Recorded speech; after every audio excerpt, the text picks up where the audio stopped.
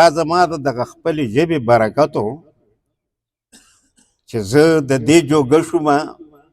چې نه یوازې د اردو اخبار به مې لوستو بلکې په اردو اخبار کې ما کالمونه هم لیکلي دي او په اردو کې مې لیکلي دي.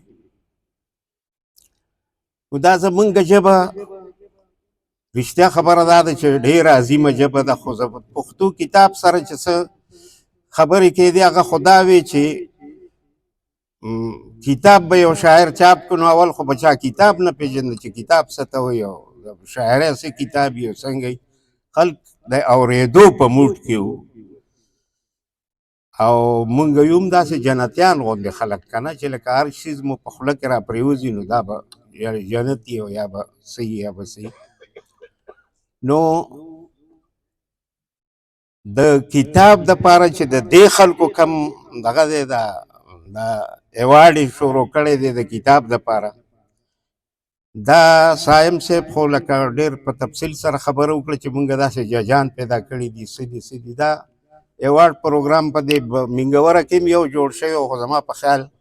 چې هغې خو پکې چې څومره کرپشن کړی و دومره پکې بل چا نه دی کړی. او دا زمونږ دغه خپل ملګري دي، مونږ یې پېژنو مونږ پېژني هغې